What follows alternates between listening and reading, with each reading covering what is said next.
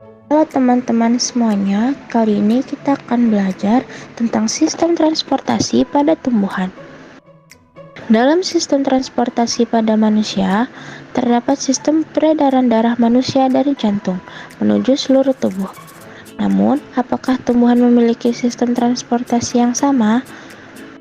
Ketika tumbuhan terpotong, tidak berdarah. Ini menandakan tumbuhan memiliki sistem transportasinya sendiri.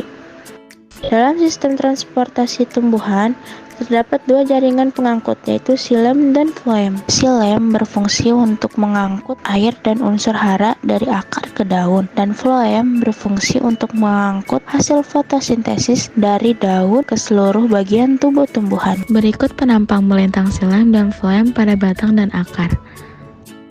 Terdapat perbedaan struktur pada bagian batang dan akarnya. Xilem dan floem terdapat pada kambium vaskular dan memiliki struktur yang berbeda antara yang terdapat pada daun, batang, dan akar. Xilem dan floem berbentuk jaringan pembuluh yang menjalar dari akar hingga daun. Jaringan xilem pada umumnya tersusun dari sel-sel mati dengan dinding yang sangat tebal, yang tersusun dari zat lignin. Xilem dibagi menjadi dua bagian, yaitu serat xilem dan parenkin xilem. Pada bagian akar, parenkin xilem mengumpul pada bagian tengah, sedangkan pada bagian batangnya, parenkin xilem lebih menyebar ke arah tepi batang, sehingga membantu memperkokoh tanaman. Jaringan xilem berfungsi juga sebagai jaringan penguat. Berbeda dengan xilem, jaringan floem tersusun atas sel-sel hidup. Floem berfungsi mengangkut saat hasil fotosintesis ke seluruh badan tubuh tumbuhan. Sifat aliran floem ke atas dan ke bawah, sedangkan sifat aliran xilem hanya satu arah, yaitu bergerak ke bagian atas tumbuhan.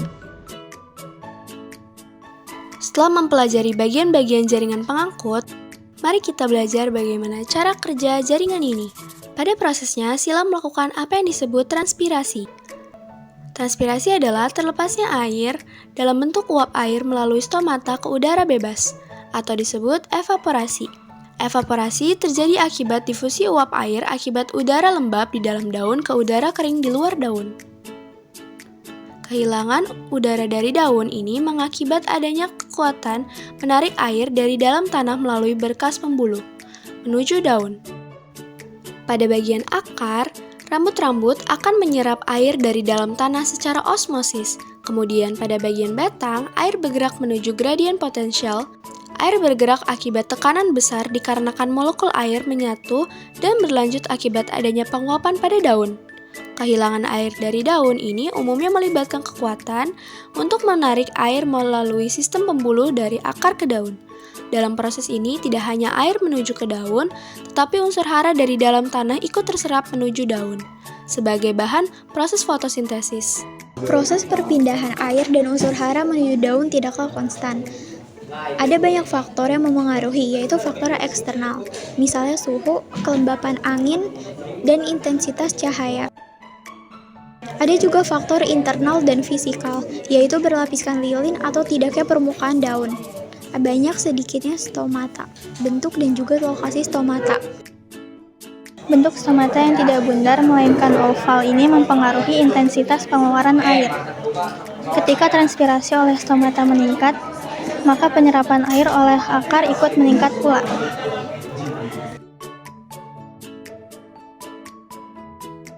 Translokasi merupakan perpindahan hasil fotosintesis dari daun atau organ tempat penyimpanan ke bagian tumbuhan yang membutuhkan.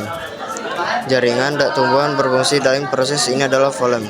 Jaringan floem mengangkut zat-zat hasil dari proses fotosintesis berupa gula dalam bentuk sorka dan asam amino menuju seluruh bagian tubuh tumbuhan. Dalam prosesnya, daerah sebagai sumber zat hasil fotosintesis dinamakan source, dan daerah tempat diledarkannya dinamakan sink. Translokasi gula sukrosa diatur oleh kebutuhan dari organ-organ pada jarak jauh dan bergantung pada tahap perkembangan tanaman. Proses yang umum dikenal sebagai aliran tekanan. Konsentrasi gula yang tinggi di daun akan bergerak ke sel-sel dengan gradien konsentrasi yang lebih rendah. Sebagai contoh, perkembangan buah dan biji memerlukan energi tinggi. Proses perkembangan itu akan menarik banyak gula dan substansi lain yang diperlukan dari daun. Demikianlah penjelasan singkat tentang transportasi pada tumbuhan. Semoga bermanfaat.